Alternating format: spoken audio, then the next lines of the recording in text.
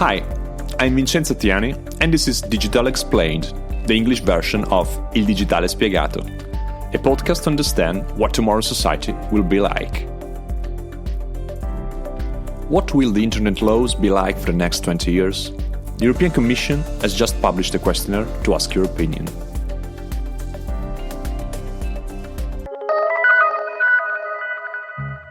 On 2nd of June, the European Commission launched a public consultation on the Digital Services Act, whose proposal is scheduled for Q4 2020.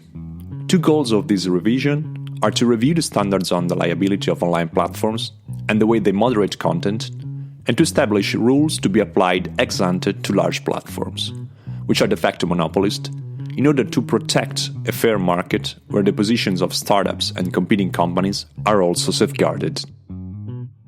The Commission is interested in receiving suggestions on various topics.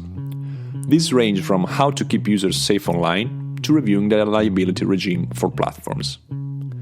The current rules are based on the 2000 e-commerce directive, which established that online service providers should not be liable for illegal acts committed by their users unless they were aware of them. Only in that case are they obliged to remove that content, even though they do not have the burden of monitoring systematically the existence of violations. Since then, this basic principle, which has allowed startups to grow, has slowly started to lose pieces.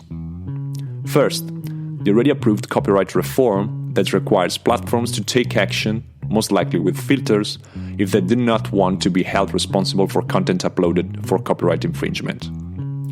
Then, the regulation on online terrorism that has been under discussion on the European tables for some time, and the Commission's request to the various Facebook, Twitter, Google, Microsoft to do more to combat online misinformation.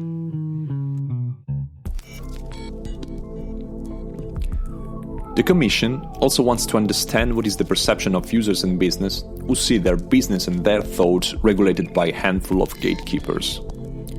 Can Amazon be both market owner and seller? Can Facebook, Twitter and YouTube determine whether a video or a post can stay online or not, when in reality there is no alternative to these platforms where the users can move if they are not satisfied? Nevertheless, the Commission also wants to get to the heart of other issues that have so far not been settled at all, except by means of a ruling in some cases. Are the riders and the workers of the sharing economy self-employed or employees? Which rights do they have when an algorithm decides whether they work?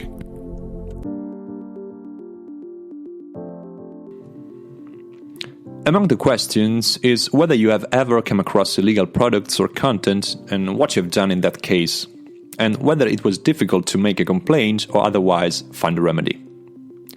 You are then asked whether, if your own content had been removed, you have received sufficient information about the grounds. Some questions are specifically addressed to companies on how they interact with the platforms. Other questions are addressed to the platforms themselves to understand what measure they take to prevent illegal use and how transparent and comparative they are with users and companies. Some solutions are then proposed, such as having a trained team for content moderation or clear procedures for cooperation with authorities and police forces. In this case, the respondent has to indicate if these proposals should be valid for all platforms offering the same type of services, if only for the larger ones, if only for those more susceptible to illegal activities, or if they should be optional.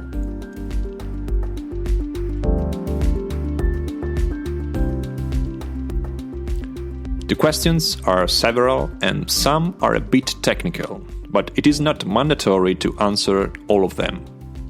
However, this is a unique opportunity to offer your point of view on how the internet works today and on our level of satisfaction. In the next few years, European institutions will be debating on the laws that will regulate the internet for the next 20 years. So it is better to take advantage of this moment before the whole discussion finally moves to the Brussels tables.